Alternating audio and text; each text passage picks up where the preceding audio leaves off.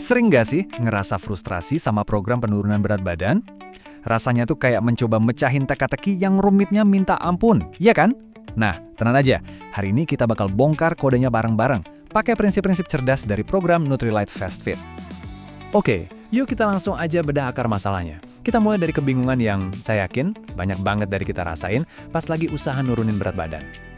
Ini dia pertanyaan sejuta umat, bener nggak? Kita udah jungkir balik diet, olahraga, tapi angka di timbangan itu kayak ngejek kita, nggak gerak-gerak, atau mungkin turun sih sedikit, tapi kok lingkar pinggang rasanya segitu-gitu aja. Kenapa ya bisa begitu? Nah, ini dia jawabannya. Lihat deh gambar jungkat-jungkit ini. Ini ngegambarin semuanya dengan jelas. Kadang berat yang turun itu bukan lemak yang kita mau buang, tapi malah massa air, atau yang lebih parah, massa otot kita yang berharga. Sebaliknya, lihat sisi satunya. Kalau kalori yang masuk lebih gede dari yang keluar, misalnya makan 4.000 kalori tapi cuma bakar 2.000, ya udah hasilnya pasti berat badan naik. Jadi kuncinya bukan cuma turun, tapi apa yang turun. Ini beda banget. Oke, jadi gimana caranya kita menangin permainan teka-teki ini? Jawabannya ternyata ada di satu prinsip inti yang fundamental banget. Yuk kita bongkar bareng. Dan inilah dia kuncinya, keseimbangan energi. Gampangnya gini, berat badan kita itu kayak neraca. Hasil dari adu kuat antara energi yang masuk lawan energi yang keluar. Sesimpel itu. Kalau Anda mau mengubah angka di timbangan, Anda harus, wajib, mengubah salah satu sisi dari persamaan ini. Udah, itu hukumnya. Wow, dan slide ini keren banget ngejelasin dua sisi neraca itu. Energi masuk, itu ya semua yang kita makan. Karbohidrat, protein, lemak. Sementara energi keluar, itu dipakai tubuh buat macem-macem. Bukan cuma buat olahraga loh, tapi bahkan pas kita tidur, napas, sampai mikir pun itu bakar energi. Jadi, poin paling pentingnya adalah ini. Dari dua sisi persamaan tadi, sisi mana yang paling bisa kita kendalikan langsung? Ya jelas energi masuk dong, apa yang kita pilih untuk kita makan. Dan itulah yang akan jadi fokus utama kita sekarang. Yuk kita mulai dari makronutrien yang paling sering disalahpahami, yang sering banget dicap sebagai musuh nomor 1, karbohidrat. Tapi, beneran nih karbo itu jahat? Ternyata, nggak semua karbohidrat itu diciptakan sama. Secara umum, kita bisa bagi karbo jadi dua jenis, sederhana dan kompleks. Karbohidrat sederhana itu bayangin aja kayak kembang api, meledak cepat, terang, terus hilang. Nah, sebaliknya, karbohidrat kompleks kayak nasi merah atau kentang itu ibarat arang, ngelepasin energinya pelan-pelan tapi stabil. Dan disinilah keunggulannya. Lihat deh betapa hebatnya manfaat karbohidrat kompleks ini. Pertama, mereka bikin kita kenyang lebih lama, artinya nggak gampang kalah pengen ngemil kan? Kedua, mereka jadi pasokan bensin yang stabil buat otak dan otot kita.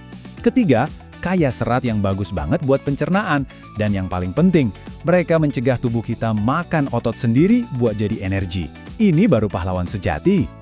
Ada lagi nih konsep penting, namanya indeks glikemik atau IG. Anggap aja ini speedometer seberapa cepat sebuah makanan bikin gula darah kita meroket. Grafik ini nunjukin perbedaan yang dramatis banget. Lihat deh nasi putih, IG-nya 98. Gila kan? Itu kayak ngajak gula darah kita naik roller coaster super cepat. Bandingin sama kentang atau jagung yang jauh lebih landai dan bersahabat. Terus apa artinya ini buat kita? Nah, kalau kita keseringan naik roller coaster gula darah dari makanan IG tinggi, itu bisa ningkatin resiko sindrom metabolik. Dan parahnya, seolah-olah tubuh kita tuh jadi mengunci lemaknya, jadi susah banget dibakar. Jadi milih karbohidrat dengan IG rendah itu bukan cuma pilihan, tapi strategi cerdas buat membuka gembok pembakaran lemak. Oke, urusan karbohidrat udah kita bedah tuntas. Selanjutnya, kita pindah ke pilar penting lainnya, protein.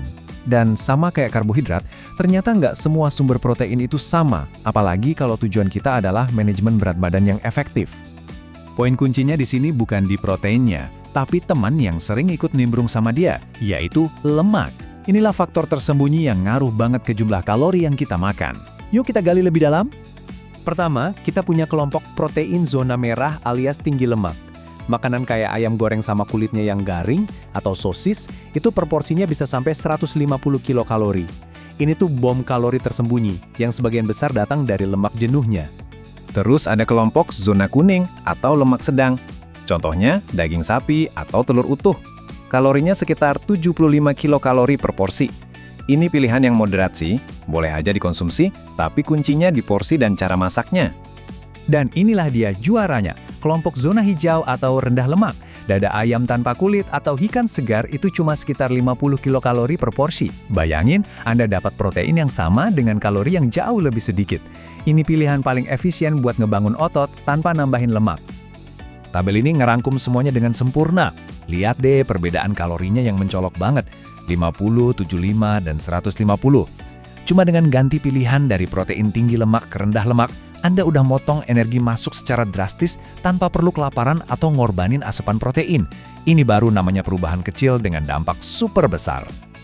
Oke, sekarang kita udah ngerti rahasia di balik karbohidrat dan protein. Waktunya kita satuin semua kepingan puzzle ini jadi satu rencana aksi yang bisa langsung Anda pakai. Ada satu angka kunci yang perlu Anda ingat untuk membuka kode penurunan berat badan yang efektif. Satu angka ajaib. Dan angka itu adalah 500. Nah, ini dia inti dari semuanya.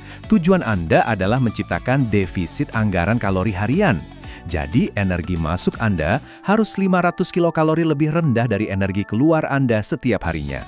Defisit inilah yang bakal maksa tubuh Anda buat ngambil cadangan lemaknya dan dijadiin bahan bakar. Jadi, gimana cara praktisnya buat mencapai defisit 500 kalori itu? Gampang, ini dia cetak biru harian Anda. 1. Prioritaskan protein rendah lemak. 2. Pilih karbohidrat kompleks yang IG-nya rendah. 3. Kontrol asupan gula, karena ngontrol gula itu sama dengan ngontrol energi. Dengan membangun piring makan Anda di sekitar 3 pilar ini, bikin defisit 500 kalori jadi jauh lebih gampang dan bahkan menyenangkan. Jadi, sekarang kodenya udah ada di tangan Anda. Pertanyaannya bukan lagi gimana caranya, tapi kapan Anda mau mulai. Coba deh pikirin makanan Anda selanjutnya. Satu aja, pertukaran kecil tapi cerdas apa yang bisa Anda lakuin hari ini? Mungkin ganti nasi putih jadi kentang rebus? Atau ganti paha ayam jadi dada ayam tanpa kulit? Ingat, perjalanan hebat itu dimulai dari satu langkah kecil. Langkah apa yang akan Anda ambil?